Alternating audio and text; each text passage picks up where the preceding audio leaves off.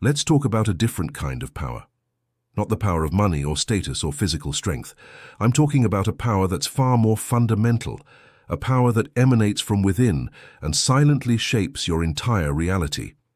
I'm talking about building a mind so sovereign, so clear, and so unshakably centered that it actually scares people. Now, when I say scares, I don't mean inspiring fear in the way a tyrant or a bully does. That's not power, that's just force, a crude expression of weakness. The fear I'm talking about is the unsettling awe people feel when they encounter someone who cannot be manipulated, who does not get rattled by chaos, and who sees things with a level of clarity that cuts through all the usual social games and illusions. It's the quiet intimidation that comes from a mind that is truly free. Most people are puppets of their impulses, their emotions, and the opinions of others. A man with a truly powerful mind is the one holding his own strings. This kind of mind isn't a gift. You're not born with it. It is built, it is forged, and today I'm going to give you the blueprint. I call it the Diamond Mind Protocol. Why a diamond? Because a diamond is formed under immense pressure. It is the hardest natural substance. It possesses crystal clarity, and it has the ability to cut through almost anything. That is what we will build. A mind of exceptional hardness, clarity, and potency. The protocol is about grinding and polishing three essential facets of your consciousness: clarity, concentration, and composure. Let's begin with the first, most crucial facet, the facet of clarity, the art of cutting through illusion. A weak mind is a foggy mind. It's a mind that constantly confuses its own emotional reactions, its biases and its egoic stories with objective reality. It sees insults where there is only data. It sees catastrophe where there is only a problem to be solved. A powerful mind, a clear mind, sees things exactly as they are. Developing this is not about becoming smarter, it's about becoming more honest. The core practice for this facet is what I call the truth ledger. It's a simple daily discipline. You take a notebook and you draw a line down the middle of the page. On the left side, you write down an event that caused you emotional turmoil. For example, my boss sent me a critical email about my report. On the right side, you meticulously separate the objective facts from your subjective story. The objective fact is, I received an email containing feedback on my report. That's it. That's all that actually happened in reality. The story your mind created might be, my boss hates me. I'm going to get fired. I'm a failure. This is a disaster. You see the difference? By consistently separating raw data from your emotional interpretations, you begin to see how much of your suffering is self-generated. You stop being a victim of your own narrative. Practicing the truth ledger trains you to operate from a place of radical honesty, to see the world with clear eyes.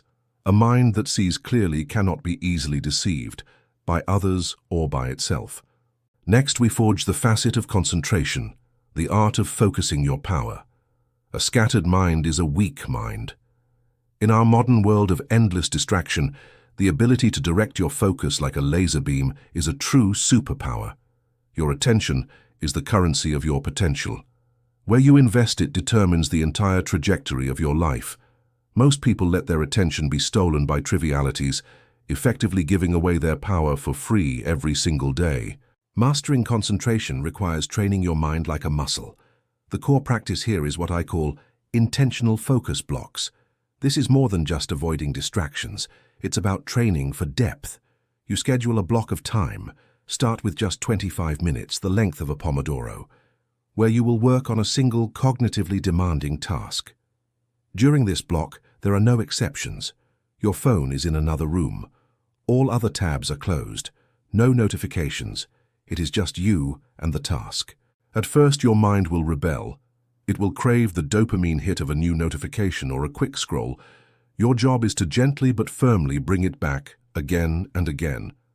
This is the mental equivalent of a heavy lift at the gym. It's not about the work you produce in those 25 minutes. It's about the training you give your attention span. As you get stronger, you increase the duration. A mind that can hold its focus for hours on a single hard problem is a mind that can solve complex challenges, create immense value, and build an extraordinary life. It develops a gravitational pull, that lesser, more scattered minds find both impressive and intimidating. Finally, we must polish the facet of composure, the art of withstanding pressure. This is perhaps the quality that people find most scary. It is the ability to remain centered, calm, and rational when faced with external chaos, social pressure, or emotional provocation. Most people are deeply reactive. Their emotional state is a direct puppet of their circumstances. A man with a powerful mind owns his internal state. It is sovereign. It is non-negotiable. You forge this composure through voluntary discomfort training. You must regularly and intentionally do things that are uncomfortable but beneficial. This could be taking cold showers to master your body's reactive shock response. It could be practicing the art of difficult conversations, where you state your truth calmly and respectfully without getting emotionally hijacked. It could be publicly speaking or deliberately putting yourself in high-pressure social situations to inoculate yourself against anxiety.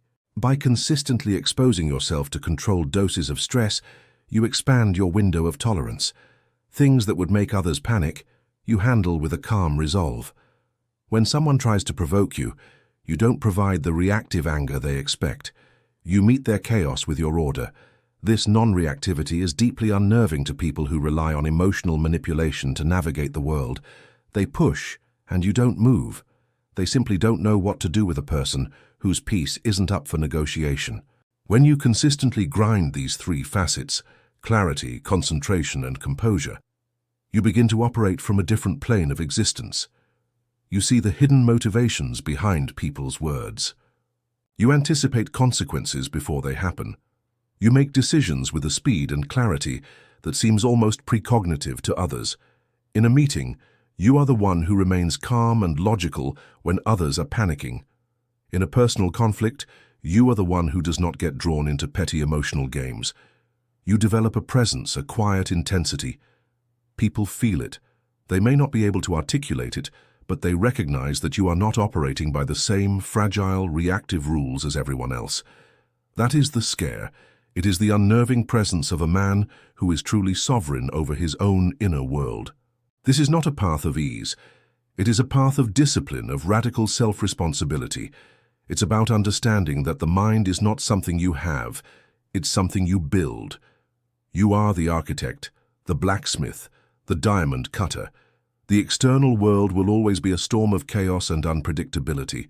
You cannot control the storm, but you can become the unshakable lighthouse that stands clear and composed in the midst of it, guiding your own way. That is power. That is mastery.